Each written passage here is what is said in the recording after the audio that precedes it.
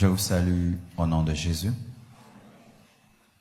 Que Dieu soit béni pour ce beau climat qu'il nous accorde ce soir. Je vous demande ce soir d'être vraiment concentré pour suivre ce message, car Dieu va nous parler.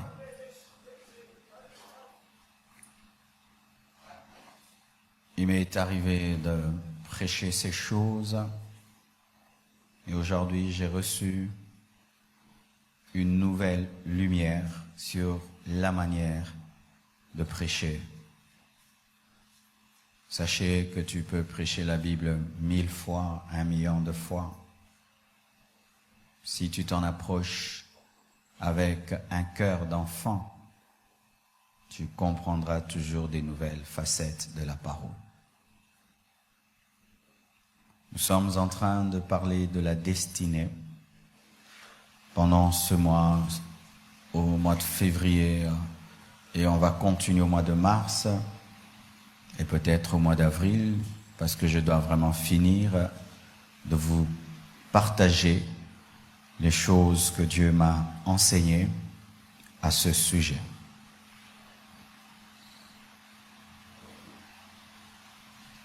Pour ceux qui ont suivi les enseignements sur la destinée, j'ai parlé de plusieurs sortes de destinées. J'ai parlé de la destinée définitive, de la destinée finale, de la destinée éternelle. Et aujourd'hui, demain, plutôt aujourd'hui, vendredi et dimanche, je vais parler de la destinée, mais dans des termes qui touchent aux choses futures et aux choses éternelles.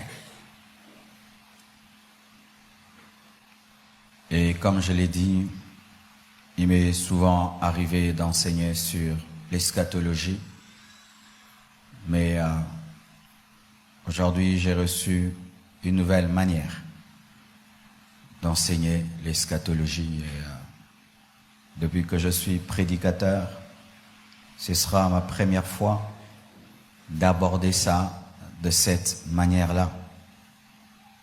Et je suis moi-même bouleversé par cette manière dont l'Esprit de Dieu m'a aidé aujourd'hui de m'approcher autrement de ces choses que nous enseignons depuis des années. C'est pourquoi mon message, et j'aimerais que ce soit ce message, que ce titre que vous mettiez sur Internet, parce que cette vidéo va aider beaucoup de chrétiens. Si Jésus revient, cette vidéo va aider beaucoup de chrétiens. Et avant même d'aborder ce message, je suis allé faire des recherches sur le net s'il y a quelqu'un qui a eu à parler de cette manière de ce thème, et presque personne. Alors que c'est tellement évident, mais nous avons peur de voir les choses telles qu'elles sont et telles qu'elles seront. C'est pourquoi mon message aujourd'hui, et je te prie vendredi, dimanche, ne viens pas seul. Vraiment, et aujourd'hui, procurez-vous ce message, donnez-le à vos frères et sœurs. Et caméramen, priez que Satan n'agisse pas pour que le son rate, parce que Satan n'aime pas de tels messages. Vous ne pouvez pas savoir à quel point j'ai un grand combat de me tenir ici et de dire ces choses. S'il m'arrive de déborder aujourd'hui, supportez-moi, prenez votre temps, ne soyez pas pressés. Amen. Voici le thème de mon message ce soir.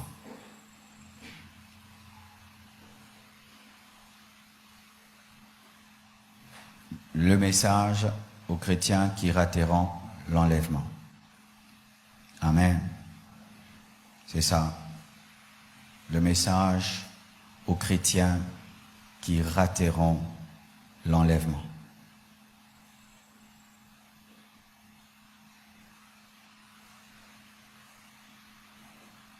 Bien-aimés frères et sœurs, aujourd'hui je vais enseigner. Amen. Ayez votre Bible toujours ouverte. Et ce doit être votre habitude quand vous venez à l'église de suivre la prédication avec vos Bibles. Et ne pas venir écouter la parole assis, ne vérifiant jamais dans ta Bible ce qu'on enseigne, ce qu'on prêche. C'est une mauvaise manière de suivre une prédication. C'est quoi l'enlèvement? Je dois expliquer cela parce que beaucoup de chrétiens ici sont des nouveaux. Beaucoup se sont convertis en janvier, d'autres en février. Il y a eu plus de 1000 conversions de janvier jusqu'en février par les statistiques que nous donne le département. Et frères et sœurs, c'est sûr qu'il y a des gens qui entendent parler de l'enlèvement, mais qui ne savent pas ce que c'est. Prenez 1 Thessaloniciens 5, verset 2. 1 Thessaloniciens 5, verset 2. La Bible dit, « Car vous savez bien, vous-même, que le jour du Seigneur viendra comme un voleur dans la nuit. » Le jour du Seigneur viendra comme un voleur dans la nuit. L'enlèvement, c'est la venue de Jésus-Christ comme un voleur. Pourquoi on dit voleur? Parce que le voleur ne prévient pas. Pourquoi on dit voleur? Parce que le voleur surprend. Parce que le voleur vient dans un état de surprise, il nous trouve. C'est la venue de Jésus-Christ sans prévenir. Ce qui fait que beaucoup seront surpris comme le vol nous surprend. C'est aussi la venue de Jésus comme un époux. Parce qu'il est venu comme un agneau mourir à la croix. Mais après sa mort et sa résurrection, il est allé préparer une place à ceux qui ont cru en lui, qu'on appelle l'Église, qui ont reçu le Saint-Esprit, et il reviendra prendre son Église, son épouse, dans le secret, sans prévenir personne. Ce qui fait qu'aucun prophète ne peut prophétiser sur le jour et l'heure de l'enlèvement. Il prendra les vrais chrétiens, ceux qui ont cru en lui et qui marchent comme lui. Ceux qui ont cru en lui et qui marchent comme lui. Il prendra les vrais disciples qui sont comme leur maître. Alléluia. Et j'aimerais vous expliquer une chose, car beaucoup pensent que l'enlèvement, c'est la fin du monde. L'enlèvement, ce n'est pas la fin du monde. Le monde va continuer après l'enlèvement. C'est pourquoi je prêche ce message pour ceux qui vont rester après l'enlèvement. Amen. Pour que vous sachiez comment vous comporter. Et je suis sérieux. Je ne suis pas venu me moquer.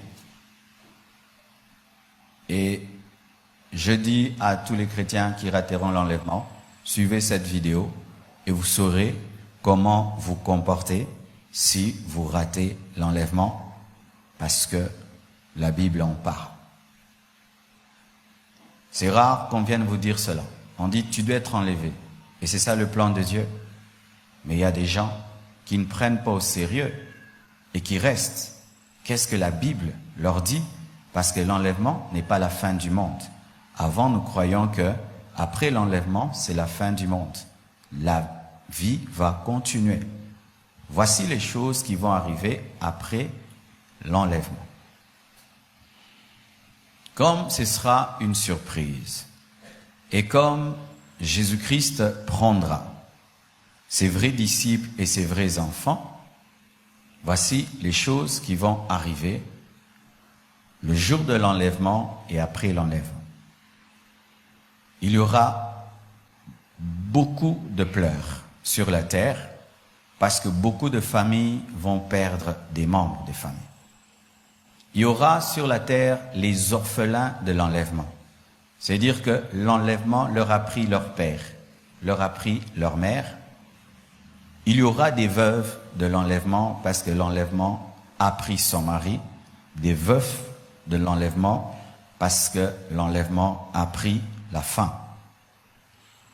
Il y aura des accidents d'avion, des accidents de voiture, des accidents même médicaux, car certains seront en train d'être opérés par des médecins chrétiens qui seront enlevés et ils seront sous anesthésie et resteront là. Il y aura des accidents de circulation, car les chauffeurs chrétiens disparaîtront et leur voiture va continuer et beaucoup de gens vont mourir. Le jour de l'enlèvement, il y aura beaucoup de morts sur la terre. Beaucoup. Ouais. Quand Jésus-Christ est né, est venu comme agneau, il y a eu beaucoup de morts, car lorsque Hérode a cherché Jésus et que les mages ne lui ont pas tout dit, il s'est fâché et il a tué toutes les personnes qui avaient la tranche d'âge de Jésus. La naissance de Christ, la venue de Jésus comme agneau a engendré des morts. Moïse, qui est la préfiguration de Jésus. Dans l'Ancien Testament, sa naissance aussi a été accompagnée de beaucoup de morts, car beaucoup des enfants juifs étaient jetés dans le Nil. Et la venue de Jésus, comme époux, sera aussi accompagnée de beaucoup de morts, et même sa venue comme lion, le jour de l'Armageddon, sera encore accompagnée de morts. À chaque venue de Jésus, comme agneau, comme époux, comme lion, il y a des gens qui meurent. Et le jour de l'enlèvement, il y aura beaucoup de décès. Beaucoup de décès. Et ce ne sera que le début. Des disparitions. Des troubles seront sur la terre. Les gens chercheront à expliquer de plusieurs manières ce qui est arrivé. Les scientifiques voudront nier que c'est un événement spirituel. Ils voudront toujours intellectualiser ce qui est arrivé. Mais il y aura la panique sur la terre. Et lorsque l'Église sera enlevée, voici ce qui va arriver spirituellement sur la terre. Nous sommes le tabernacle du Saint-Esprit sur la terre. Le Saint-Esprit œuvre sur la terre au travers de l'Église, ce qui fait que l'enlèvement de l'Église va faire que la puissance de Satan va travailler librement, car notre présence sur la terre dérange sérieusement la croissance du péché, de l'iniquité, car nous sommes le sel de la terre, la lumière du monde, et lorsque nous serons enlevés sur la terre, les puissants de ténèbres vont agir alors de manière brutale. Alléluia. Mais sachez, la période qui va venir après l'enlèvement s'appelle la tribulation. Et la tribulation est divisée en deux parties. Il y a la première partie de 3 ans et demi qui est appelée tribulation simple et la deuxième partie est appelée grande tribulation. Pourquoi une partie est appelée tribulation et l'autre est appelée grande tribulation? La première partie est appelée tribulation parce que c'est un temps où l'Église est enlevée et les puissants de Dieu, les puissances sataniques plutôt, travaillent librement et il y a beaucoup de jugements de Dieu qui s'abattent sur la terre. Il y aura beaucoup de guerres, il y aura la famine, il y aura la mortalité, il y aura tellement de peine sur la terre que l'homme sera dans l'angoisse pendant 3 ans et demi. Et lorsque les hommes vont vivre le chaos pendant 3 ans et demi, ils vont rechercher le salut. Ils vont chercher quelqu'un qui va amener la paix sur la terre. C'est alors que l'Antichrist viendra au milieu de la tribulation. Après 3 ans et demi, après l'enlèvement, l'Antichrist viendra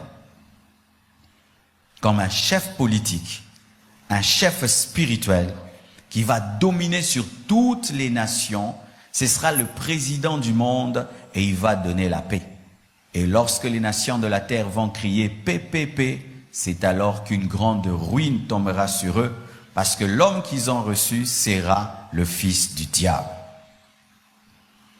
Frères et sœurs, lorsque nous disons que Jésus revient bientôt, donc l'Antichrist est déjà né, car si nous sommes enlevés et 3 ans et demi après, il y a l'Antichrist, il doit naître et il doit être suffisamment adulte pour qu'on puisse l'accepter comme chef du monde. Ce qui veut dire que pendant que nous parlons que Jésus revient bientôt, l'Antichrist existe déjà. Nous le voyons à la télévision, mais nous ne savons pas que c'est lui parce qu'il attendra que l'Église soit enlevée et se manifestera 3 ans et demi après. Amen. Et donc aussi, les 2 témoins sont déjà là. Ils existent sur la terre.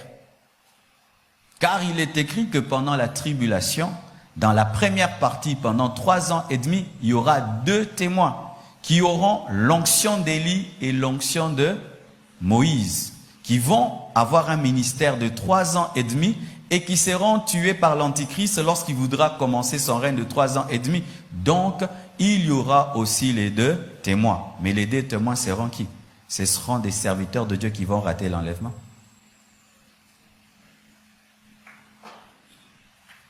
Est-ce que vous comprenez ce que je dis? Avez-vous compris ce que je dis? Les gens qu'on dit il y aura 2 témoins. Les 2 témoins, ils vont apparaître. La Bible ne nous dit pas qu'ils vont apparaître. La Bible nous dit que Dieu va utiliser des hommes. Donc il va les trouver. S'il les trouve, ils ont raté l'enlèvement. Dieu va les oindre. Donc ce ne sera pas Élie, ce ne sera pas Moïse. Mais ce seront 2 personnes qui auront l'onction d'Élie et l'onction de Moïse. Amen. Hein? Que Dieu va utiliser pendant 3 ans et demi. Et on dit qu'ils ont l'onction d'Élie parce que l'un sera capable d'amener le feu sur la terre, l'autre de changer l'eau en sang, comme Moïse et comme Élie. Et ils seront tués par l'Antichrist, et l'Antichrist va régner pendant 3 ans et demi. Mais lorsqu'il prendra le pouvoir, ce ne sera pas pour 3 ans et demi, ce sera pour 7 ans. Les nations vont lui donner le pouvoir pour 7 ans. Mais pourquoi il ne fera pas 7 ans, il fera que 3 ans et demi? Parce que pendant la tribulation, il y a des gens qui disent que non, pendant la tribulation, il n'y a pas de conversion, c'est archi faux. Je vais vous donner tous les versets. Il y aura des conversions, il y aura des repentances. Et il n'y a pas conversion et repentance si le Saint-Esprit n'agit pas. Suivez bien. Les gens disent que pendant la tribulation, le Saint-Esprit partira. Non. Le Saint-Esprit n'aura plus de tabernacle, mais il agira. Car le Saint-Esprit n'est pas venu le jour de la Pentecôte. C'est le jour de la Pentecôte qu'il a eu un tabernacle. Mais il était déjà. Car il agissait déjà dans le ministère de Jésus-Christ avant la Pentecôte. Il agissait déjà dans Genèse lorsque Dieu créait. Car le Saint-Esprit ne peut pas aller et revenir, il est Dieu. Mais il change la manière de travailler. Le Saint-Esprit sera là dans la tribulation parce qu'il n'y a pas de repentance sans l'action de l'Esprit. Mais il n'aura pas un tabernacle comme il en a maintenant l'Église, car l'Église sera enlevée, mais il agira. Amen. Amen. Voilà, mes frères et sœurs. Qu'est-ce qui va se passer? Lorsque l'Antichrist viendra sur la terre, il va faire une alliance avec toutes les nations, même avec Israël. Même les Juifs vont croire à l'Antichrist. Et certaines recherches disent que l'Antichrist aura des origines juives, car les Juifs ne peuvent pas croire en quelqu'un sans qu'il ait leurs origines. Amen. Hein? Et il a été démontré que la plupart des grands chefs dans le monde, derrière eux, il y a toujours des Juifs. Il aura des origines juives parce qu'aussi le diable aime toujours copier Dieu. Et comme Christ est venu d'Israël, il voudrait aussi que l'Antichrist ait des origines juives, car il aime toujours imiter Dieu. C'est pourquoi dans la tribulation, il y a la trinité satanique, comme le diable aime imiter Dieu. Il y a le Père, le dragon, le Fils, la bête, l'Antichrist, le Saint-Esprit, le faux prophète. Et il va toujours chercher à faire comme. Les Juifs vont croire à l'Antichrist au début, mais voici ce qui va arriver. Pour ceux qui ne le savent pas, les Juifs aujourd'hui sont en train de travailler à reconstruire le temple de Salomon. Amen. Paraît-il qu'ils ont déjà fabriqué tous les ustensiles du temple et il y a une grande opposition pour cela. Mais la Bible nous dit à la fin des temps, l'Antichrist ira dans le temple et il va se déclarer Dieu et il va offrir des cochons. C'est alors que les Juifs vont s'opposer à lui pour le dire que seul l'Éternel est Dieu. C'est alors que la persécution d'Israël arrivera, car le Juif, même s'il ne croit pas en Jésus, tu ne peux pas toucher à l'Éternel. Alléluia. Alors lorsqu'Israël va s'opposer à l'Antichrist parce qu'il va se déclarer Dieu dans le temple, l'Antichrist va commencer à persécuter les Juifs et la Bible nous dit que la moitié des Juifs périra dans ce qu'on appelle la guerre de l'Armageddon ou la troisième guerre mondiale. Toutes ces guerres que vous voyez aujourd'hui, tout ce qui se passe est en train de préparer une grande guerre. Toutes ces armes que vous voyez aujourd'hui est en train de préparer seulement une guerre. Tout ce que vous sentez, malgré qu'il y a des réunions et des réunions, il n'y a jamais la paix. Il y a une guerre mondiale qui se prépare et la plaque tournante sera dans une vallée qu'on appelle la vallée de Megiddo. C'est pourquoi on appelle ça Armageddon, à cause du lieu où se passera la guerre.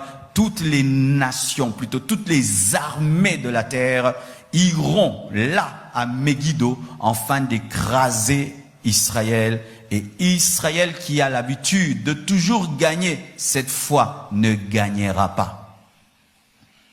Ils ne gagneront pas, ils vont être exterminés. C'est alors qu'ils vont crier vers Jésus. Et quand ils crieront vers Jésus, Jésus viendra pour eux. Amen. Il viendra pour eux. Il leur présentera ses mains qu'ils ont percées. Ils croiront en lui, non pas comme le fils de Marie, mais comme le fils de Dieu. Amen. Et lorsqu'il reviendra, il reviendra avec l'église qui a été enlevée 7 ans avant et qui reviendra des noces de l'agneau et du tribunal de Christ qui est un tribunal de récompense et nous reviendrons avec Jésus pour régner sur la terre. Mais voici, lorsque Jésus viendra pour l'enlèvement, il va ressusciter les morts et nous les vivants nous serons transformés, nous irons. Mais quand aussi, est-ce que vous me suivez? Quand il reviendra pour sauver Israël dans la guerre de l'Armageddon, il y aura aussi des gens qui vont ressusciter. Qui sont ces personnes qui vont ressusciter? Ce sont les chrétiens qui avaient raté l'enlèvement et qui se sont ressaisis pendant 7 ans et qui ont refusé d'adorer la bête et de prendre sa marque, qui seront décapités. Jésus va les ressusciter comme à un repêchage et ils entreront dans le millénium. La Bible le dit. Nous allons lire toutes ces choses et je vais vous expliquer calmement. Amen. Hein? Quand il reviendra et qu'il va ressusciter les martyrs de la tribulation et il va amener dans le millénium les personnes qui ont résisté à l'Antichrist, ils seront ajoutés à l'Église qui va régner avec Christ pendant 1000 ans. Mais écoutez ceci. Si Jésus revient et il amène le millénium, une femme est enceinte, son bébé naîtra où? Il naîtra dans le millénium. Ce bébé-là n'a pas connu d'enlèvement, il n'a pas connu qu'est-ce que la tribulation. Il va naître dans le millénium avec un Jésus qui règne sur la terre. Et ce bébé aussi peut ne pas se convertir, croire en Jésus, et peut trouver que c'est normal qu'il y ait une église enlevée sur la terre et un Jésus régnant parce que ça fait partie de sa vie normale. C'est pourquoi souvent nous sommes étonnés que le diable puisse revenir après 1000 ans, séduire les gens, y croient en lui. Pourquoi? Ce sont des personnes qui se sont habituées à cela parce qu'ils sont nés dedans. Est-ce que vous comprenez ce que je dis? Allons lentement. Voici.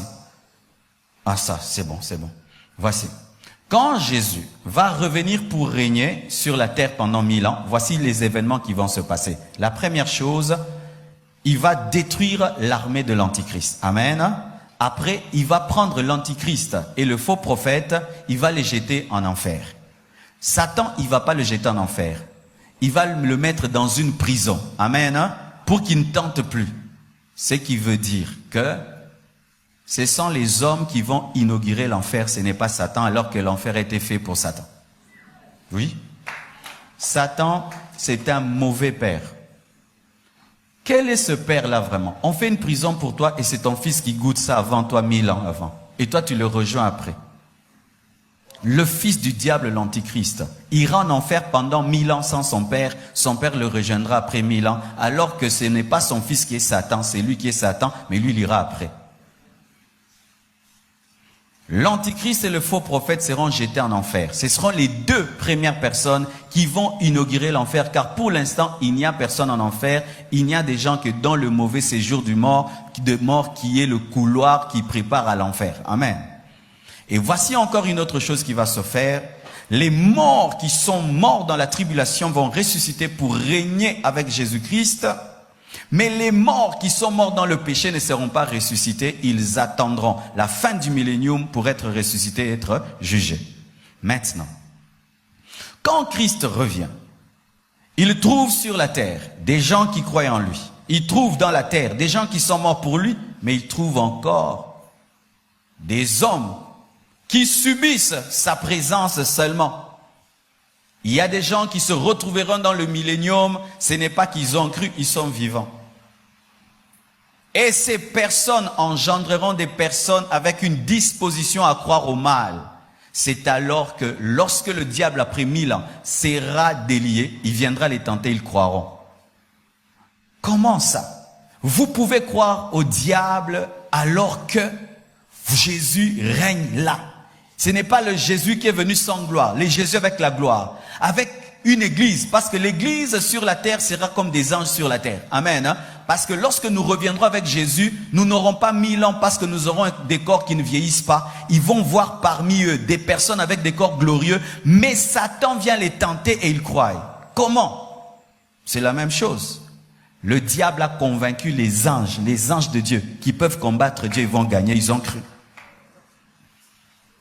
L'homme a vu Dieu divisant de la mer Rouge, frapper la plus grande nation du monde, les nourrir de manne, de cailles, mais ils ont fait un veau d'or. Ça veut dire deux choses. Faites attention à la puissance de persuasion du diable et faites attention à votre propre nature. Cela enseigne encore quoi? Que les miracles ne convertissent pas. C'est la révélation qui convertit. Comment quelqu'un qui voit Jésus qui revient pour régner pendant 1000 ans, mais un jour, le diable le convainc d'attaquer Jésus et ils attaquent Jésus. Est-ce qu'il y a une dimension de miracle, de surnaturel qui dépasse vivre le règne de Jésus pendant 1000 ans avec des personnes qui reviennent d'où? De l'enlèvement. Et vous voyez que ce sont des hommes surnaturels, mais le diable qui vient d'où? D'une prison. Quelqu'un qui vient d'une prison convainc les gens qui sont dans un paradis qui peuvent vaincre le règne de Christ. Sans Dieu face au diable, tu ne peux rien. Sans Dieu face au diable, tu ne peux rien. Il est champion dans la persuasion. Et faites attention à votre nature. La nature humaine est prompte à être séduite. Amen. Et voici, lorsque le millénium viendra, Jésus régnera avec son église. Ce sera un paradis, mais pas un paradis parfait. Le millénium n'est pas un paradis parfait. Pourquoi le millénium n'est pas un paradis parfait? Parce que dans le millénium, il y aura la longévité, mais pas l'éternité. Seule l'église enlevée sera éternelle. Mais les personnes qui sont entrées dans le millénium sans mourir et ressusciter ne seront pas éternelles, ils auront seulement une longue vie. Et le millénium n'est pas le paradis. Pourquoi? Parce que dans le vrai paradis, l'ennemi ne vient pas tenter. Ce sera une imperfection, mais une ombre de ce qui sera. Amen. Et après le millénium, qu'est-ce qui va se passer? Ce sera le jugement dernier. Dieu va ressusciter tous les morts depuis le temps d'Adam. Et ceux qui auront leur nom inscrit dans le livre de vie, eux entreront dans la nouvelle Jérusalem céleste, et ceux qui n'ont pas leur nom inscrit dans le livre de vie, qui sont les boucs, iront en enfer. Mais si tu es enlevé, on n'aura plus besoin de lire encore ton nom, parce que les enlevés sont déjà qualifiés. Lorsqu'on ouvrira le livre au dernier jour pour le jugement, ça ne nous concerne pas. Ça concerne ceux qui sont sortis du millénium et ceux qui sont sortis de la résurrection des morts. Ça ne nous concerne pas parce qu'une fois que tu es enlevé, ton nom est déjà inscrit dans le livre de vie. Amen. Maintenant, là, j'ai voulu seulement vous situer dans la chronologie biblique. D'accord? Si tu n'as pas compris, n'achète pas plutôt. Viens prendre le CD. Plutôt le message par flash et tu peux le réécouter. Maintenant, écoutez ceci. Je suis sûr, pendant que je parle, il y a des gens qui se disent, est-ce que vraiment un chrétien peut rater l'enlèvement? Bien aimé, oui. Il y aura des chrétiens qui rateront l'enlèvement. Les chrétiens moins sérieux. Les chrétiens moins sérieux rateront l'enlèvement. Luc 17, verset 35 nous dit que de deux femmes qui moudront ensemble, l'une sera prise et l'autre laissée. Et la femme est l'image de l'Église. Alléluia. Deux femmes en train de faire une même chose. Deux femmes qui sont au même endroit. Mais l'une sera prise et l'autre laissée. La Bible confirme que parmi les chrétiens, certains seront pris, les autres seront laissés. Même si ce sont des femmes, certaines femmes seront prises, d'autres seront laissées. Matthieu 25, versets 1 à 13, confirme et donne plus de clarté. Matthieu 25, versets 1 à 13. Alors le royaume des cieux sera semblable à 10 vierges qui, ayant pris leur lampe, allèrent à la rencontre de l'époux. Toutes cherchent l'époux, comme tous les chrétiens cherchent l'époux, l'enlèvement. Tous les chrétiens disent, Jésus revient bientôt, Jésus revient bientôt. Mais la Bible dit 5 d'entre elles étaient folles. 5 étaient folles. Dit la parole de Dieu. Toutes veulent l'époux, mais 5 sont folles et 5 sont sages. Cela révèle ceci, que dans l'Église, parmi les chrétiens, il y a les vierges folles et les vierges sages. Qui es-tu? Tu es une vierge folle ou une vierge sage? Parmi ceux qui attendent l'époux, il y a les sages et les folles. Qui es-tu? Et la Bible dit, les folles, en prenant leur lampe, ne prirent point d'huile avec elles. Pas de sérieux. Pas de sérieux dans leur marche avec Dieu. Pas de sérieux dans leur attente de Jésus. Ils attendent l'époux, mais ils ne prennent pas au sérieux d'avoir de l'huile. Pas de sérieux. Mais les sages prirent avec leur lampe de l'huile dans des vases, le sérieux. Comme l'époux tardait, comme aujourd'hui Jésus tarde de venir, tous les signes sont là. Tout ce que Matthieu 24 dit est là. Tout est là. Et le fait que Jésus tarde crée des problèmes. Le fait que Jésus tarde. Si l'époux n'avait pas tardé, les vierges folles allaient entrer parce qu'il y aurait encore de la lumière dans leur lampe. Mais comme ils tardaient, c'est alors que leur manque de sérieux s'est révélé. Comme ils tardaient. Si l'enlèvement avait eu lieu quand le réveil était venu dans l'église du Congo, ce serait super. Mais comme ça tarde, comme l'époux tardait, toutes dormirent, même les sages, toutes dormirent comme aujourd'hui. Il y a un sommeil sur l'église dans le monde. Même les personnes spirituelles sont séduites. Toutes s'endormirent. Alléluia. Et la Bible dit, au milieu de la nuit, c'est-à-dire dans les ténèbres les plus sombres, lorsque les ténèbres atteignent leur paroxysme, lorsque la perversion, lorsque l'aveuglement atteint son comble, et on se dit qu'il n'y aura point de lumière, c'est alors que la lumière paraît. Lorsqu'on dit que là, Jésus ne peut plus revenir, le monde est tellement perdu, il y a tellement de péchés, c'est alors qu'il vient. Au milieu de la nuit, à minuit, on cria, voici l'époux, allez à sa rencontre. Seul le message du retour de Christ réveille l'église. L'église n'est pas réveillée par le message de la bénédiction.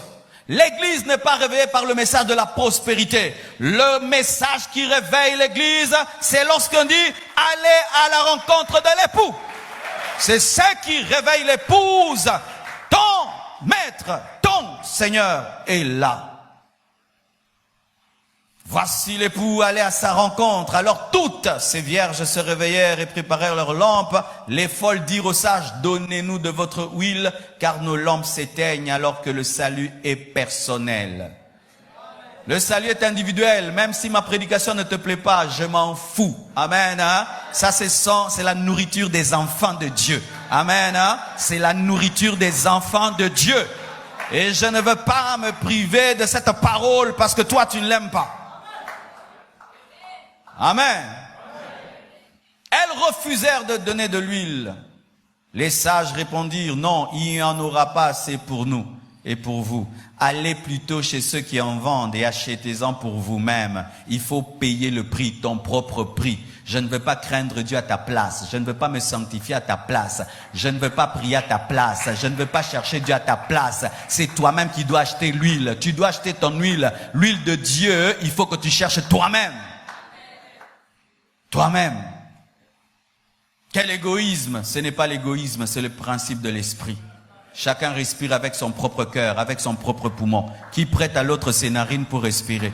Même si je te fais du bouche à bouche, je peux le faire pendant quelques minutes, mais après, tu dois respirer toi-même, sinon tu meurs.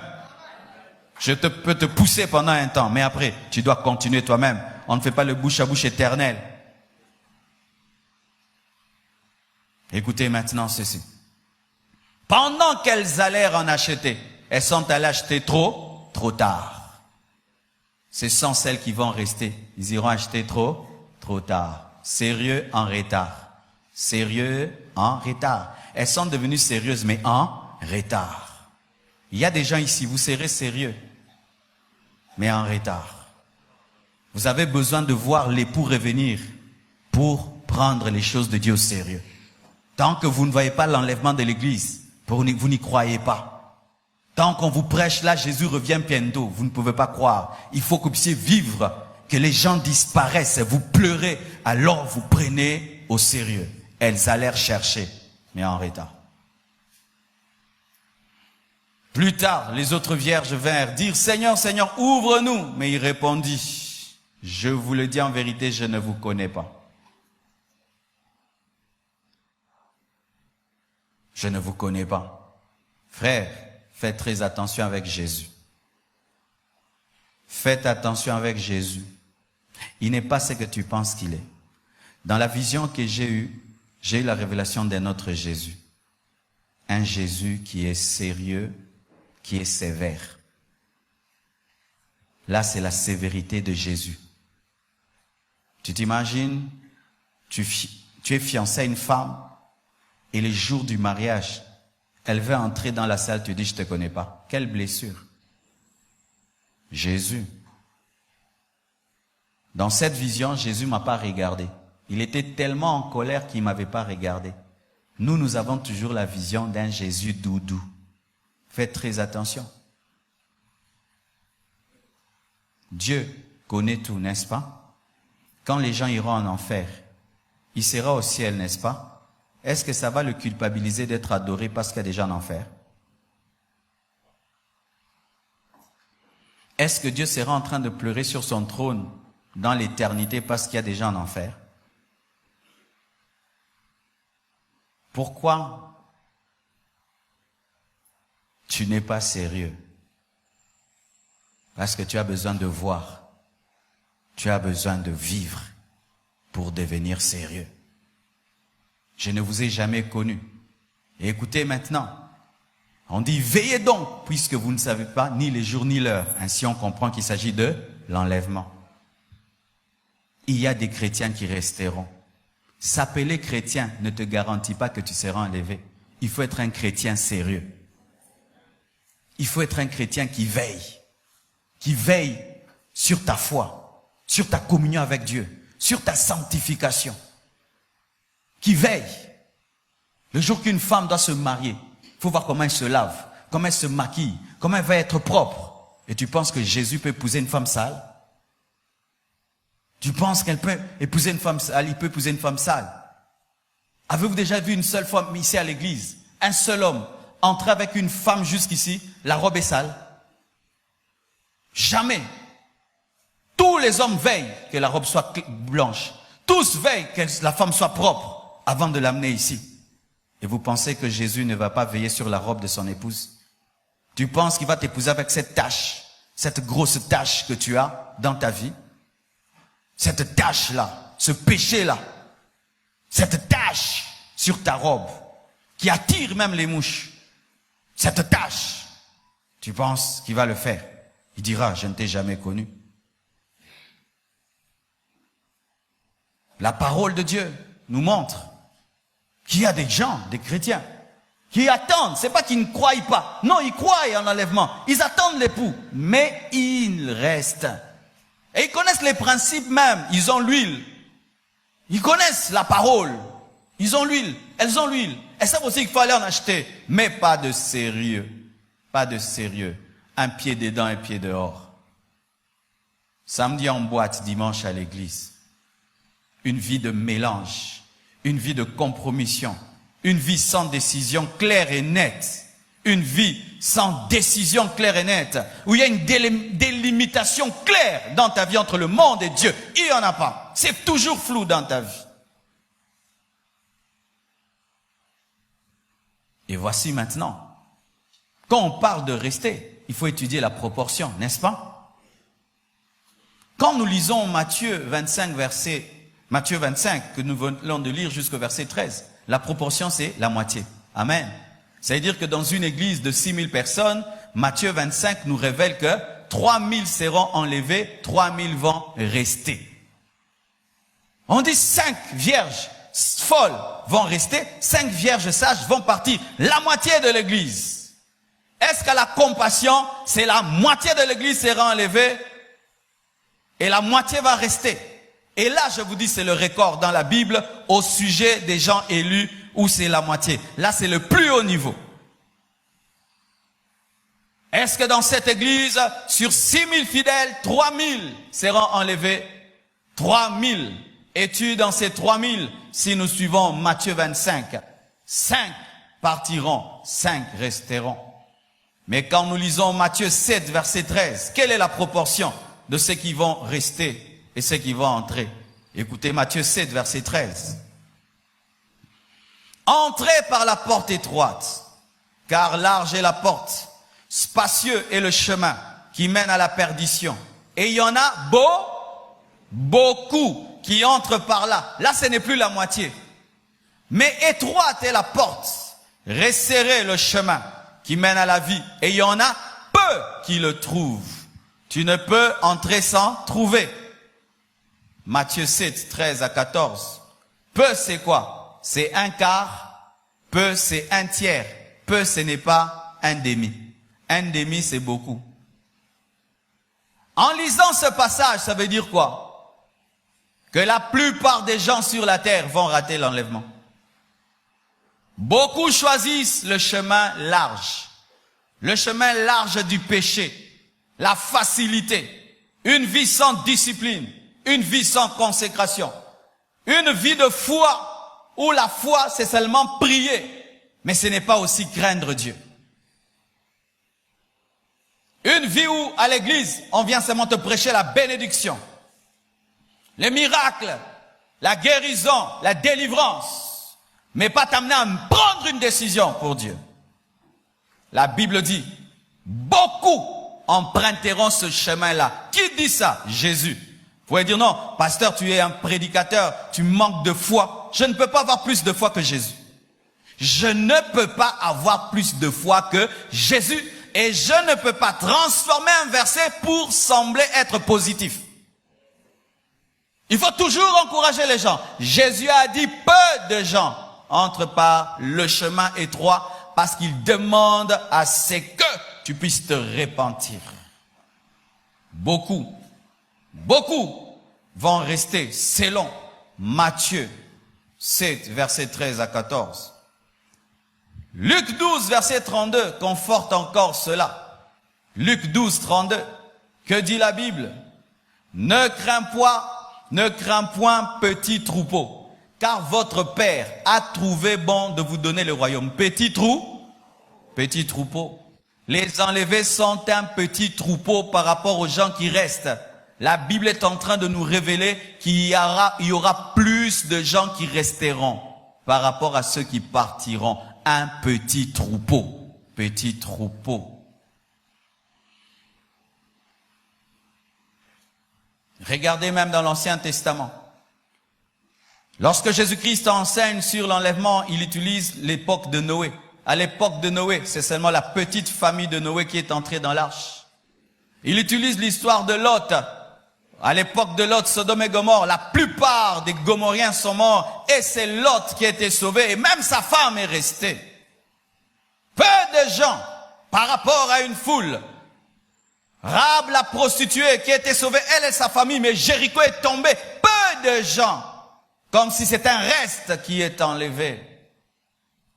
Toujours peu qui s'échappent et beaucoup qui se perdent. C'est pas que Dieu ne veut pas qu'il y ait beaucoup, mais beaucoup aiment le chemin qui est large. Le chemin qui est large. Regarde ta vie, tu vas remarquer que tu aimes le chemin large. Tu n'aimes pas le chemin étroit. Tu aimes une vie chrétienne qui n'a pas de frontières et de limites. Une vie chrétienne sans limites. Où on prie, mais on fait tout. On prie, mais on boit tout. On prie, mais on va partout. On prie, mais on fait comme tout le monde. Et là même, j'aimerais vous poser la question. Tu es chrétien. Sur 10 chrétiens que tu connais, combien tu es sûr qu'ils seront enlevés? Toi-même, connaissant Dieu et la Bible, sur 100 chrétiens que tu connais, combien tu sais qu'ils seront enlevés? Tu vois la réponse que tu donnes? Il y a plus ou moins? Plus ou moins? Moins, n'est-ce pas? N'est-ce pas, non? Alors que nous ne sommes pas Dieu, nous ne connaissons pas les cœurs des gens. Alors peut-être que sur 10 personnes, que toi tu dis non, moi je trouve 4. Mais 4, tu ne connais pas leur cœur, leur pensée. Tu ne vis pas avec eux. Alors, dans leur pensée aussi, est-ce que tu connais ce qu'ils font? Peu seront enlevés. Excusez la vérité de ce message. Et tu vas comprendre pourquoi Dieu veut que tu entendes ça. Parce que tu es le reste de Dieu. Tu dois te retrouver dans les peu là. Tu ne dois pas avoir une vie chrétienne quantitative. Tu dois avoir une vie chrétienne qualitative. Et tu sais quoi? Une vie chrétienne qualitative est une vie chrétienne contre-courant. 100 personnes, 90 vont par le chemin qui est large. Toi maintenant, tu vas par le chemin étroit. Qu'est-ce qui va se faire? Tu vas remarquer qu'il y a plusieurs personnes qui vont comme ça, mais toi, tu vas dans le sens inverse. Si tu ne sens pas ça dans ta vie, tu es dans le chemin large. Si tu sens dans ta vie, tu fais ce que tout le monde fait, tu dis ce que tout le monde dit, tu es sur le chemin large. C'est quand tu vas commencer à voir que tu es différent des gens. Tes convictions sont rares, tes décisions sont rares, tu es sur le petit chemin. Mais quand tu es dans tout ce que tout le monde fait, tu es dans le large chemin. Alléluia. Écoutez ceci. Jésus, qu'est-ce qu'il a dit? Dans Matthieu 24, versets 10 à 13. Écoutez ce que Jésus dit. Il dit, alors aussi plusieurs succomberont. Ils se trahiront, se haïront les uns les autres. Plusieurs faux prophètes s'élèveront. Donc à la fin des temps, il y aura plus de faux prophètes que des vrais. Et ils séduiront beaucoup, on dit peu, beaucoup de gens. Et parce que l'iniquité se sera accrue, la charité du plus grand nombre se refroidira. Mais celui, on dit celui. Pour tout ce qui est mal, on utilise le pluriel. Mais pour tout ce qui est spirituel, on utilise le singulier. Pour dire quoi? Le reste.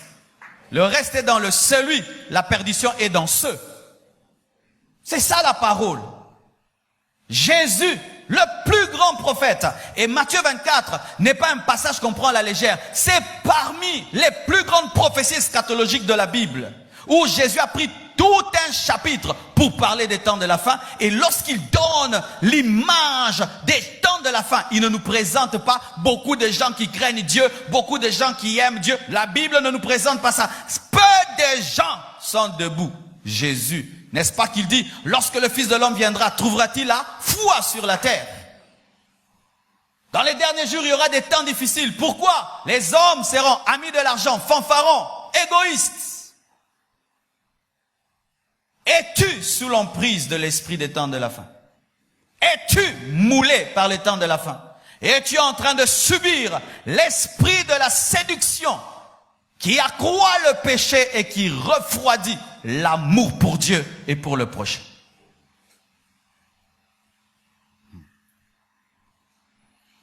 Tout ceci confirme ceci, que plusieurs vont rester. Plusieurs vont rester.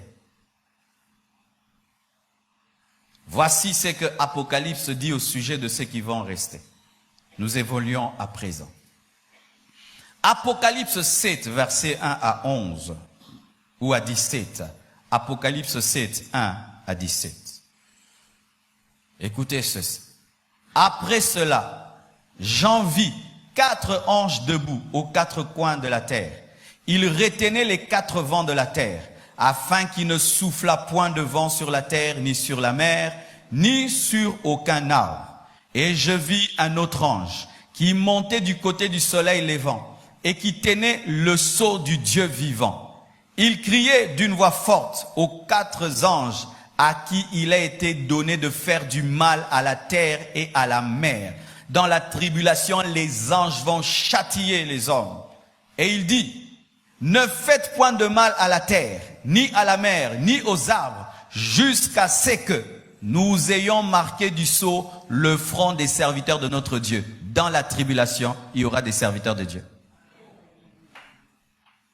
Jusqu'à ce que nous ayons marqué le front des serviteurs de notre Dieu dans la tribulation. Vendredi, je vais parler aux serviteurs de Dieu qui vont rater l'enlèvement, comment vous devez vous comporter. Oui. Oui. Comment un serviteur de Dieu qui rate l'enlèvement doit se comporter. Il faut avoir une église de maison. Car si tu es une église construite, l'antichrist va te trouver. Oui. Les églises qui ont des adresses disparaîtront après l'enlèvement, parce que ce sera le lieu où l'antichrist sera adoré. C'est pourquoi les églises doivent déjà avoir des églises des maisons. Au cas où il y a enlèvement, les fidèles continuent à prier dans des endroits où on ne connaît pas. Nous parlons d'une chose. Et vous savez pourquoi nous n'y croyons pas? On n'y croit pas parce que si on y croyait, on allait se préparer. Les païens croient en la fin du monde. Vous savez que les païens scientifiques croient en la fin du monde. Vous savez ce qu'ils font? Ils achètent des bunkers. Ils achètent des bunkers pour lutter contre le réchauffement de la planète. Ils font des choses parce qu'ils croient. Mais l'Église sait que beaucoup vont rester. Mais qu'est-ce que l'Église enseigne à ceux qui vont rester? Est-ce que vous comprenez ce que je dis? Tu es promoteur d'une école et tu sais que la moitié des élèves va rater et ils vont passer en deuxième session. Qu'est-ce que tu vas faire? Tu vas les soutenir pour qu'ils gagnent en deuxième session. C'est pourquoi je suis venu t'aider à gagner en deuxième session. Toi qui n'es pas sérieux. Je suis sérieux. Ne pars pas, reste jusqu'à la fin du message.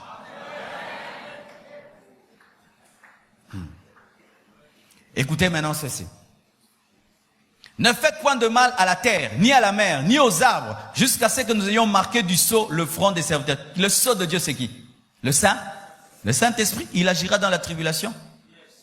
Le sceau, c'est quoi? Ce ne sera pas un cachet. C'est le Saint-Esprit. Le Saint-Esprit agira même dans la tribulation. Mais pas comme il agit maintenant, mais il va agir pour sauver. Et j'entendis le nombre de ceux qui avaient été marqués du sceau. 144 000 de toutes les tribus des fils d'Israël. Et on cite Judas, 12 000, 12 000.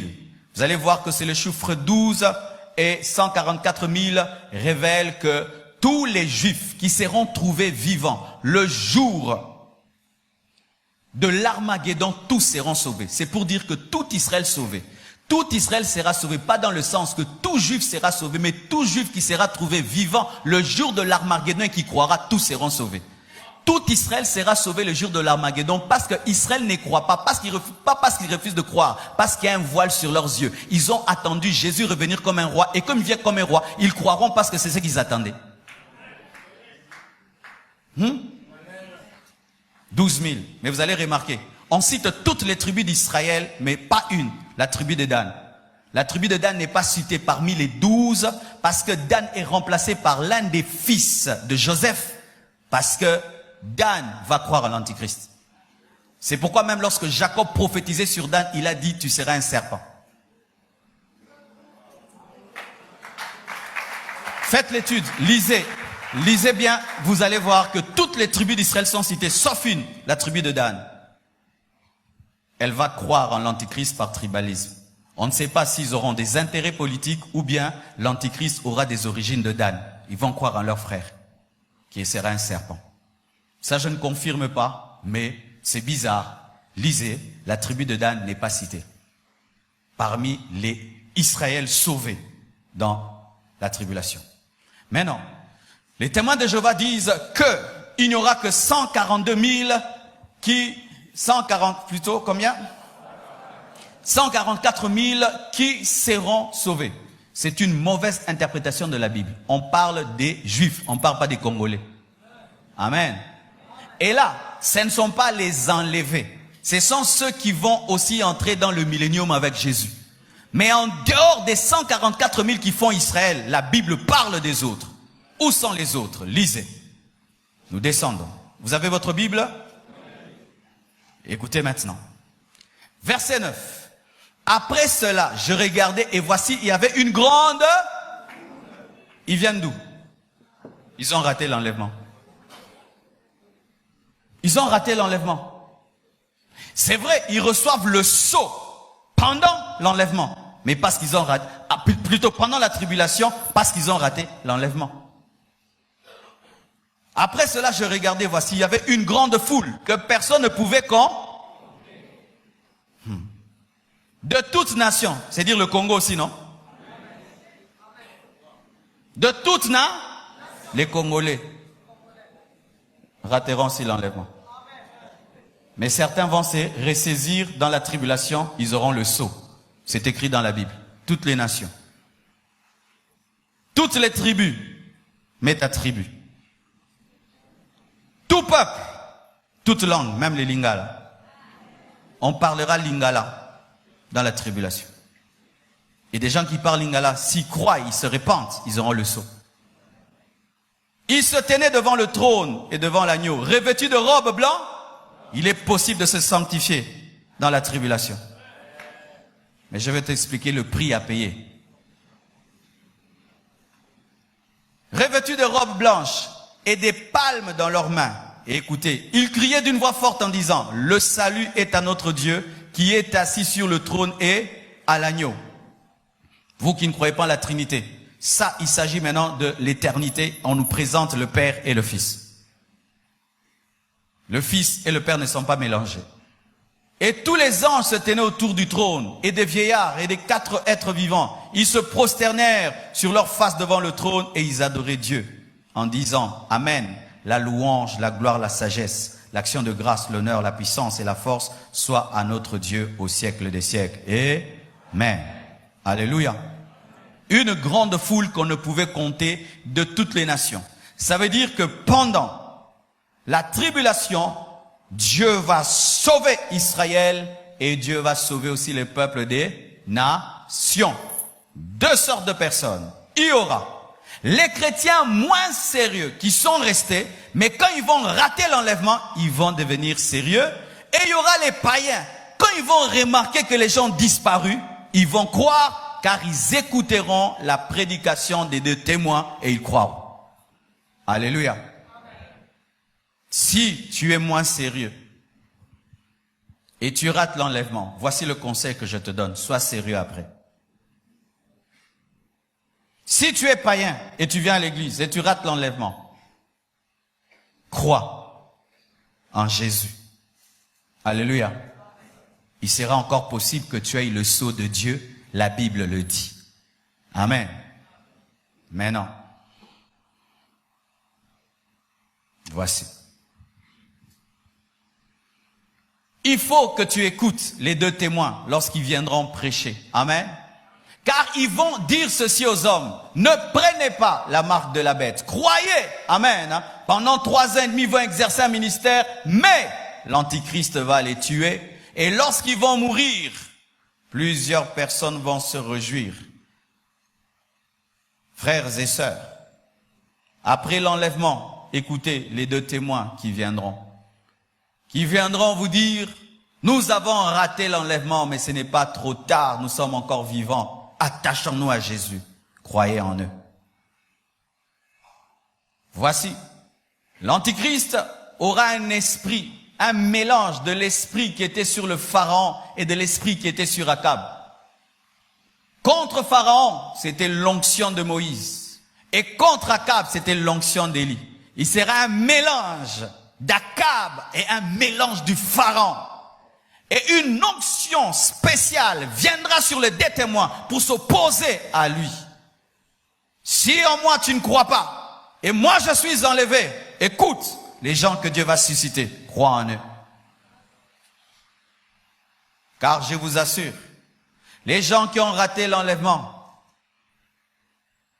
vous aurez besoin vraiment de croire. Sinon, ce sera perdu pour du bon et vous n'aurez que 7 ans. 7 ans. Sinon, ce sera trop tard. 7 ans, c'est beaucoup et c'est peu.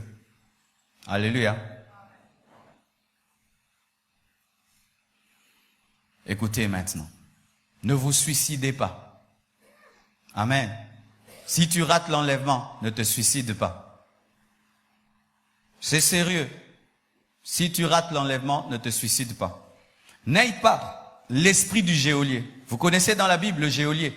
Lorsqu'il y a eu le tremblement de terre et que tous les prisonniers étaient libres, le geôlier a cru que les gens étaient partis et il voulait se tuer. Et Pierre a dit, nous sommes là, ne te tue pas. Il y a des gens qui, lorsqu'ils vivent des disparitions, ils veulent se tuer. L'esprit de geôlier. Imagine que toute votre famille est enlevée. Tu restes seul dans votre maison. Tu peux avoir une pensée de te tuer.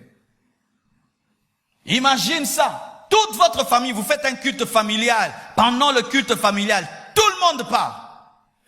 Maintenant, tu connais la parole. Tu sais que l'Antichrist va venir. Tu sais que bientôt, il y aura ça, ça, ça. Et tu as peur. Tu dis, vaut mieux que je meure. Beaucoup de gens se suicideront. Mais sache que si tu te suicides pour fuir l'Antichrist, tu iras en enfer.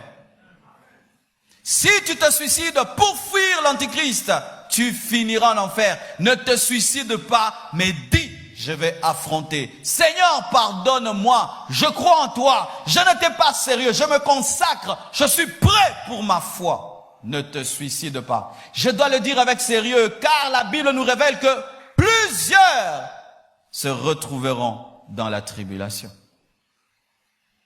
Déjà avec la vie que tu mènes, la mauvaise vie là, tu ne seras pas enlevé. On doit te préparer. Ah oui, il faut qu'on soit réaliste. S'il y allait avoir personne après l'enlèvement, on n'aurait pas écrit l'Apocalypse. L'Apocalypse n'est pas seulement un livre qui révèle ce que Dieu fera, mais le comportement à avoir pour entrer. Oui, l'Apocalypse n'est pas seulement un livre pour vous dire qu'il y aura la fin de temps, mais aussi le comportement des gens qui vont rester après l'enlèvement, comment ils peuvent endurer pour entrer. Voici encore ce qu'il faut faire. Il ne faut pas adorer la bête, ni son image, ni prendre sa marque, ni accepter la séduction du faux prophète. Préférez la mort, la faim, l'épée, que d'adorer la bête. Apocalypse 13, verset 11, dit ceci. Puis je vis monter de la terre une autre bête, qui avait 2 cornes, semblables à celles d'un agneau. Il ressemble à un agneau, mais n'est pas un agneau.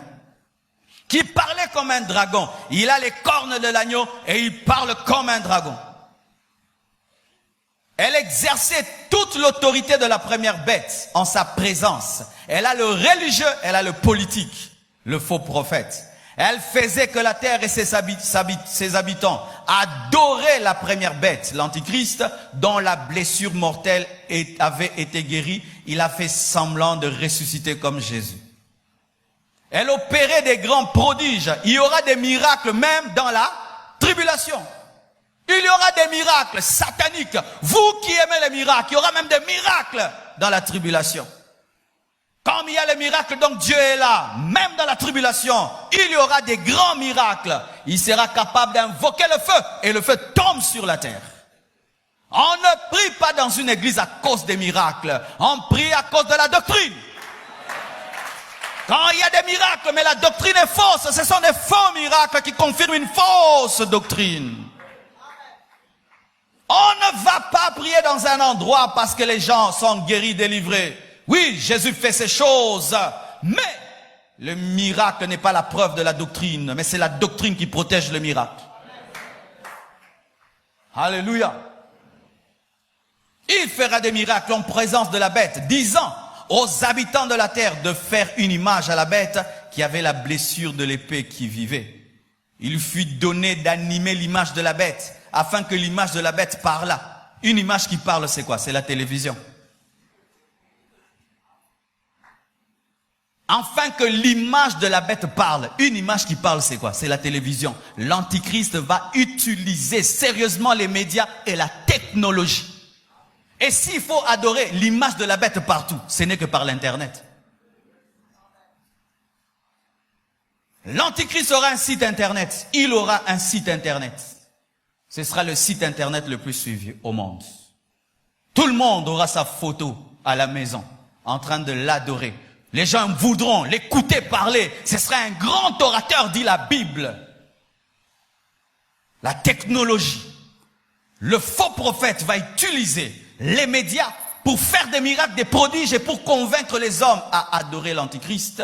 Et la Bible dit ceci, pour que tout le monde ait sa marque 666 et que personne ne puisse acheter ni vendre sans avoir la marque, le nom de la bête ou le nombre de son nom. Il y aura un nom, il aura un nom. Maintenant, écoutez ceci. Écoutez bien ceci. Sur le plan économique, si on dit que personne ne peut acheter ni vendre sans avoir la marque de la bête ni son nom, ça veut dire que tu ne peux pas exercer le commerce, tu ne peux pas acheter, tu ne peux rien faire. Est-il possible de faire cela sans contrôler tout homme? Pour pouvoir contrôler que tout le monde ait la marque de la bête, il faut avoir un système de contrôle très élevé, car il peut se faire que certains ne l'adorent pas, mais ils achètent et ils vendent. Donc la première des choses, pour établir la marque de la bête, il faut établir le contrôle mondial. N'est-ce pas que maintenant on nous contrôle tous? Quand je suis chez moi à la maison, devant moi toujours, il y a un satellite. Comment tu peux connaître qu'il y a un satellite? C'est quand toutes les étoiles ont disparu. Il y a une qui ne bouge pas, qui ne change pas, qui est toujours là. Et sur ce pays, à Kinshasa, là, il y a un satellite. Il y a un satellite sur ce pays, il y a un satellite même sur cette ville de Kinshasa. N'est-ce pas que si tu vas sur Internet, tu tapes Google Maps. Il y a un pasteur, il était aux États-Unis, il voulait voir ce que sa femme faisait. Et si elle allait à l'église, il tape Google Maps, Lubumbashi, et puis il entre jusqu'à ce qu'il voit sa femme entrer dans la voiture. Mais à partir des États-Unis, par Google Maps, n'est-ce pas que tu peux faire ça? N'est-ce pas aujourd'hui par, comment on appelle ça, Périscope? Je peux entrer sur Périscope et puis je dis non, je vais aux États-Unis, je vais aux États-Unis. Je vais dans telle ville, je vais entrer dans telle église, voir ce qu'on prêche et puis je vois. N'est-ce pas? Frères et sœurs, tout ce qui se passe aujourd'hui, des meilleurs téléphones, des meilleurs ceci, des meilleurs ordinateurs, ce n'est pas fait pour nous, c'est fait pour nous contrôler. Dans ton téléphone, il y a un GPS, n'est-ce pas? Quelqu'un peut pirater ton téléphone, il te filme avec ton téléphone, il te prend des photos avec ton propre téléphone. Vrai ou faux? Mais là, ce n'est que le début. Et là, c'est ce qu'on nous dit. Mais il y a d'autres choses que eux savent qu'ils ne nous disent pas. Nos téléphones ont des applications même que tu ignores toi-même. Tu perds ton téléphone et puis tu achètes un autre, il peut te donner toutes tes anciennes photos, tous les numéros perdus. Et avec ce Facebook où vous mettez votre vie sur Internet, le jour qu'il y a l'enlèvement, on sait que tu étais chrétien, tu es resté, on sait où t'avoir.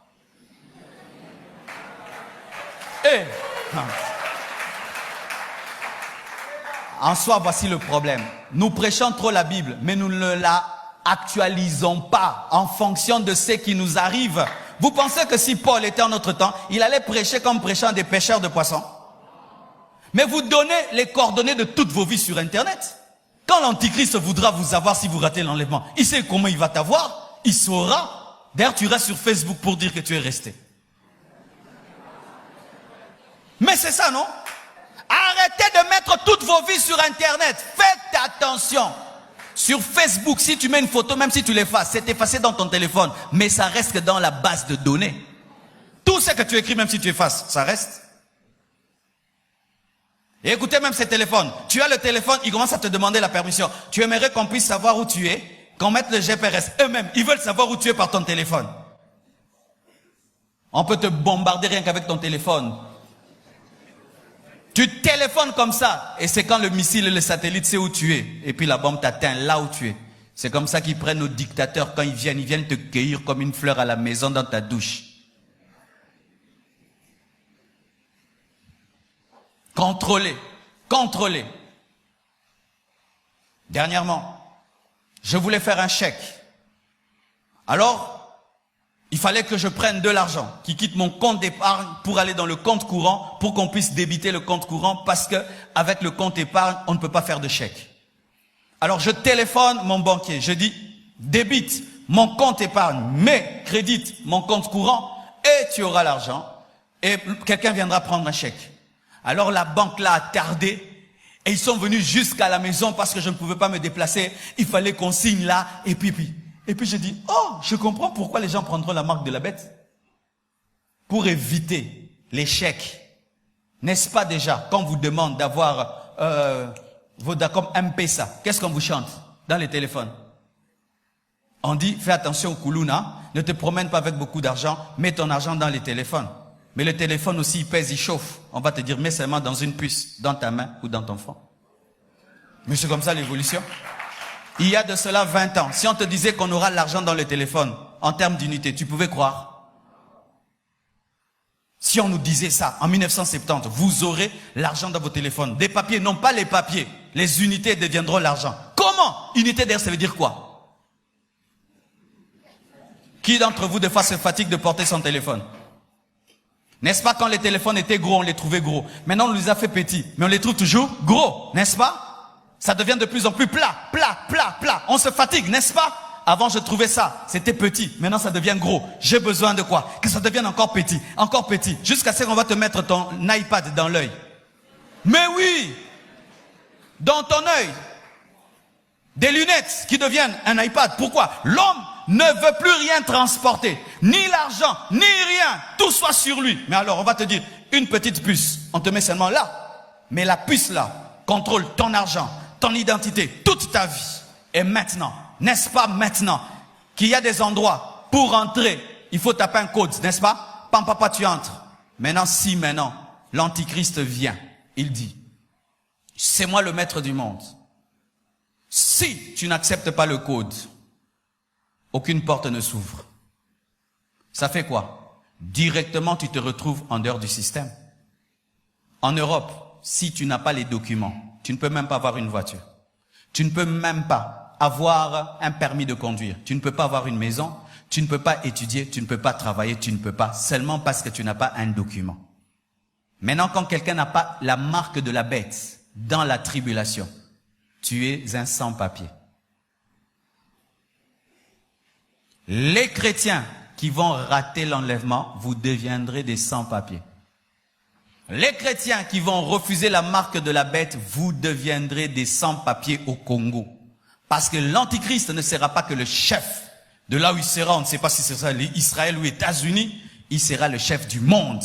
Et qu'est-ce que ça va faire? Si le chef du monde, la technologie qui est à l'Occident viendra ici. Le même niveau de technologie, parce que lorsqu'il voudra contrôler le monde, il aura besoin que la même technologie soit aussi en Afrique. C'est pourquoi qu'est-ce qui se passe? S'ils font des nouveaux téléphones, ils nous envoient. Ils font des ordinateurs, ils nous envoient. Pourquoi? Ils ont besoin qu'on ait la même technologie pour nous contrôler. Ce n'est pas parce qu'ils nous aiment, c'est pour nous contrôler. C'est pour nous contrôler. Si seulement tu entres sur téléphone, je sais que tu es en ligne. N'est-ce pas? En ligne. Et je peux même savoir, ça fait 2 heures que tu es en ligne. Est-ce que c'est une parole de connaissance?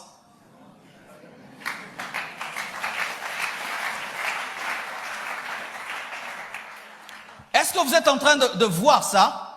Maintenant, un prophète qui n'a pas existé même, au temps même d'un gros téléphone, il a pu prophétiser que personne ne peut acheter ni vendre sans avoir la marque de la bête. Quelle dimension prophétique! La Bible est un livre différent. C'est un livre écrit par l'Esprit de Dieu.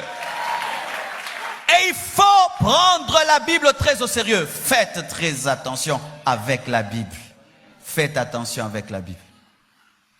Maintenant, voici. L'Antichrist vient. Il dit, vous devez avoir la marque, une puce. N'est-ce pas que vous avez suivi à la télévision? Maintenant, il y a des entreprises qui mettent des puces dans la main de leurs travailleurs. Comme ça, au lieu qu'ils aient des cartes, ils mettent seulement la porte, ça s'ouvre. Et on te trompe. Non, c'est pour que tu ne puisses pas perdre tes cartes. Maintenant, dans la puce, il y a ton compte bancaire, il y a ton permis de conduire, il y a les Mikanda Lupangu, tout là, ton identité, ton CV, ton curriculum vitae, tes diplômes, tout est là. Maintenant, on te dit, si tu n'as pas ça, tu n'as plus rien. Tu seras entre quoi? La pauvreté. Tu choisis entre la pauvreté et Dieu. Tu choisis entre mourir et vivre. Et maintenant, la puce qu'on met sera accompagnée des démons. Voyez, les Chinois, quand ils guérissent avec des épingles, ce n'est qu'une épingle, mais il y a des démons qui guérissent. Ce sera une puce qui ne sera pas seule, accompagnée d'un démon. Un démon qui va captiver ton esprit et faire de toi l'adorateur de Satan, de Satan, de Satan. Est-ce que tu sauras? Quand je parlais qu'après l'enlèvement, il y aura des gens qui pourront s'en sortir, est-ce que tu peux arriver à t'en sortir avec de telles conditions? Alors voici, tu veux entrer dans un avion, tu n'as pas la puce, tu ne voyages pas. Tu vas aller te faire soigner, tu n'as pas la puce, on ne te soigne pas. Tu veux étudier, tu n'as pas la puce, tu n'étudies pas. Tu veux faire le commerce, tu n'as pas la puce, tu n'es pas reconnu. Tu fais rien. Tu peux pas payer le loyer. Tu vas te retrouver sans maison, sans travail, sans études, sans soins médicaux, sans rien. Tu n'as que Jésus. Tu peux arriver à faire ça? C'est ce que la Bible dit.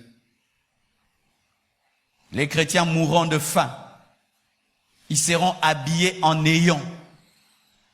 Ils seront pauvres dans la tribulation. Parce que le système va les rejeter. Alors certains prient. Par la pauvreté, la nudité, la faim, ils vont dire, j'accepte quand même pour manger. Mais une fois seulement que tu acceptes, c'est fini. Il n'y a point de repentance parce que Dieu te traite comme un démon. De la même manière qu'il ne pardonne pas aux démons, quiconque prend la marque de la bête est impardonnable. C'est pas que tu mets puis tu enlèves. Est-ce que tu pourras? Avec ta vie chrétienne sans sérieux, voici la vie qui te réserve. Écoutez maintenant ceci. Voici le conseil que je vous donne si vous raterez l'enlèvement. Commencez déjà maintenant à planter des légumes derrière vos maisons. Ouais? Oui. Là au moins tu peux cueillir et manger. Achetez des poules. Achetez des coqs. Achetez des chèvres. Mettez-les derrière chez vous. Apprenez à coudre les habits. Que ça tienne 7 ans. Que ton vêtement tienne 7 ans. Achetez beaucoup de jeans. Je suis sérieux. Car si tu ne peux pas acheter, mange au moins les carottes qui sont derrière chez toi, tes légumes. Chrétien moins sérieux, fais l'agriculture. Fais l'élevage. Tu en auras besoin. Sinon, à cause de la faim, tu auras la marque de la bête. Je vous dis la vérité.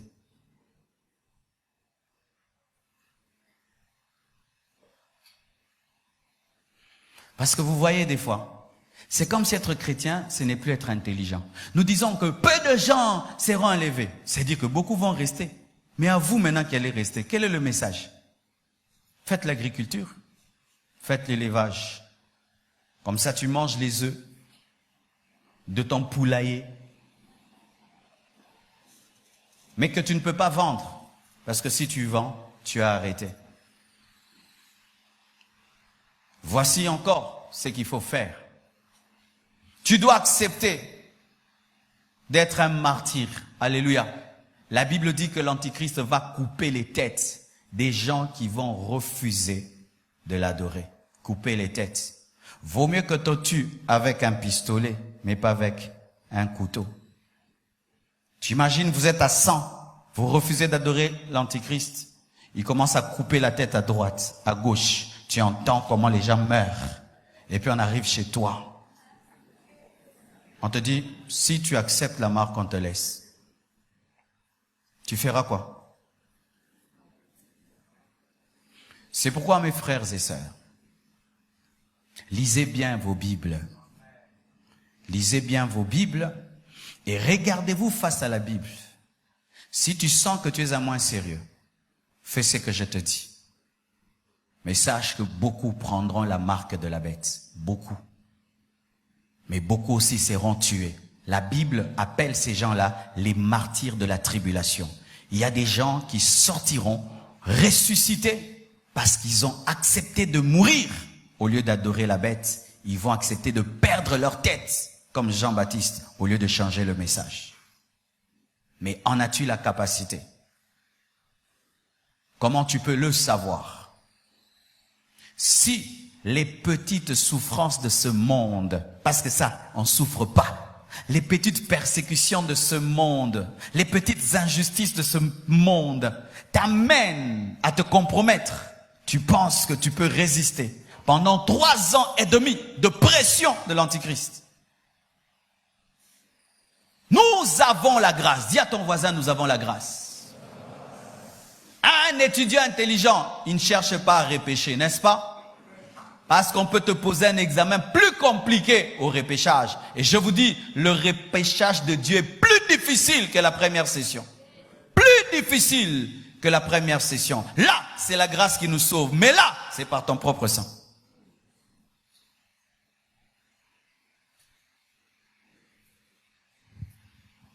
Je termine. Et je vous demanderai de lire Apocalypse 20, verset 1 jusqu'au verset 15. Je termine en disant ceci. Si tu restais après l'enlèvement, fais l'évangélisation. Amen. Va dire aux gens, nous sommes restés. Nous sommes restés. C'est l'enlèvement qui a eu lieu. Dis aux gens la vérité. Même s'ils vont se moquer de toi, que tu étais un faux chrétien, dis oui, j'étais un faux chrétien. Maintenant, j'ai pris la décision. Une autre chose qu'il faut faire.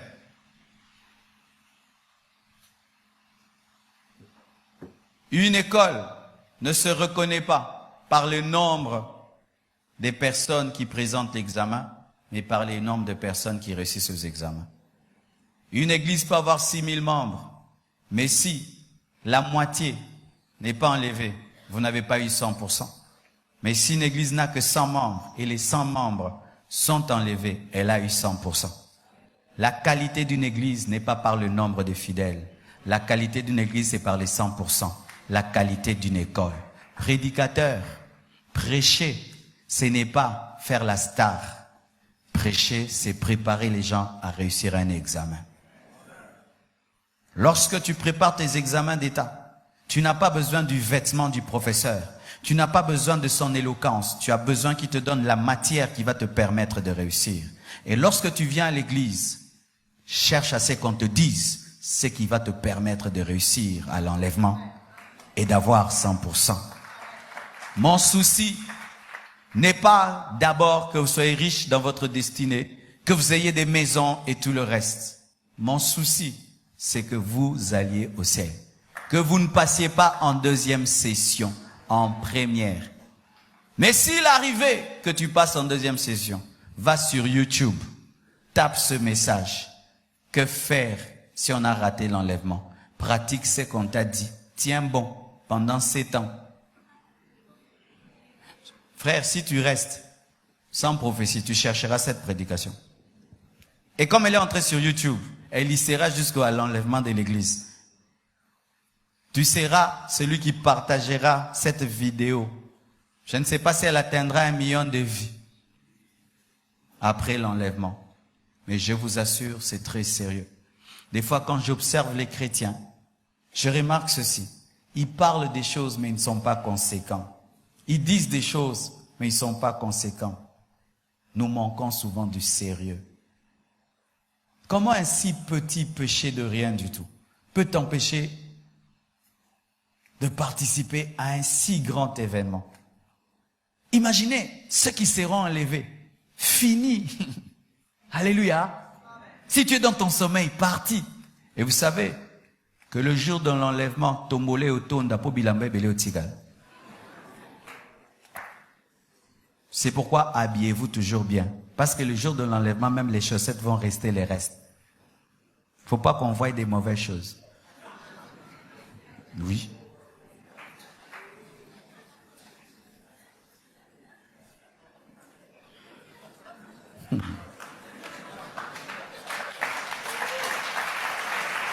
Non. Le jour de l'enlèvement, les habits tombent, les chaussures tombent, les chaussettes tombent, les cinglés tombent, tout tombe. Il faut laisser un bon héritage au non enlevé.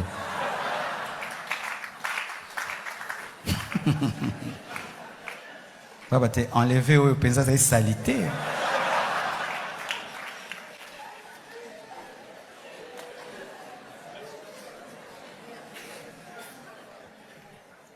Alors, bien-aimé, pourquoi vous attachez à vos vêtements? Si tu es enlevé, même si tu es un yogi, ça reste. Et on va retrouver les chrétiens sur les traces des vêtements laissés. Azalakiawa bilambe tikale tikale tikale tikale tikale tikale tikale. Eza bongo, eza bongo. Jusqu'au lela bilamba. Ok, Nelly fait le pona bilamba. Si tu as l'argent en poche, ça reste. Là-bas, tu ne vas pas acheter ni vendre. Si tu es dans une voiture limousine, tu pars. Ça se cogne, ça brûle. Parce que ce n'est pas ce qui est important. C'est ton esprit qui est important.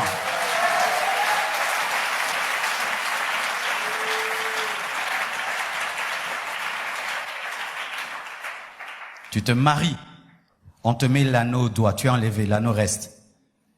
L'alliance va rester. L'anneau. Bague. Enlèvement. Gring, gring, gring. Mais vous abandonnez Dieu pour le mariage. Na pingui pona obalate zoba. Vous avez zoba. Zoba ya zoba. Donc, pour une alliance avec un homme, tu brises l'alliance avec Dieu. L'homme va t'enlever. Ton mari, qu'est-ce qu'il fera pour que toi tu sois enlevé? Il sera endormi, en train de ronfler. Mais Jésus te prendra. Et toi, tu abandonnes la foi pour un mariage. Tu abandonnes Dieu parce que Dieu ne te donne pas un contrat. Tu brises ton alliance avec Dieu pour un contrat avec Tigo. Frère, tu sais quand tu comprends ça, tu n'as même plus besoin qu'on t'exhorte. Tu n'as même pas besoin que le pasteur soit derrière toi. Frère, fais, hey, pasteur, non, ça, les langues, on a compris. C'est pourquoi nous, quand nous nous sommes convertis, le pasteur n'était pas derrière nous. Marcelo abandonne. Nous, on exagérait même dans la sanctification. Pasteur a l'indioté. Bonozola ta ma bébé. Là, tapez bien. Oh, moi, pas là, t'as bien. Eh, là, t'as. Ça va? Pour la CPLSO. Oh, là, tiens, en haut. Mais vous, on doit te dire, ne porte pas cet habit, ne porte pas comme ça. Un enfant de Dieu ne fait pas ça. Vous savez pourquoi? Vous n'êtes pas sérieux. Vous n'êtes pas sérieux. Et si vous continuez comme ça, vous ne serez pas enlevé. Vous ne serez pas enlevé. Vous allez vivre tout ce que je prêche. Vous allez le vivre. Je termine. Voici. Si tu meurs dans le péché, c'est fini. Tu n'as pas de deuxième session. Directement, tu es sur le couloir de l'enfer. Mais si Christ revient, tu restes.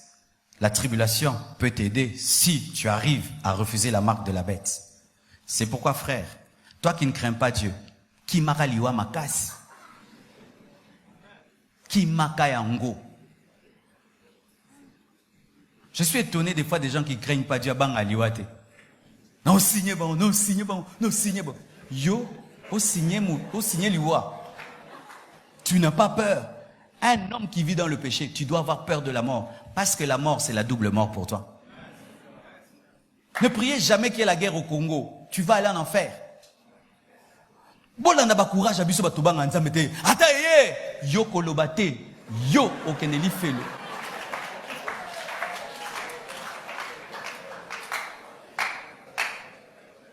Alléluia. Quand j'ai pensé à tout ça, vraiment j'ai encore pris la décision. Quand je me tiens à la chair, de montrer aux gens le chemin Jésus. Que Dieu vous bénisse abondamment.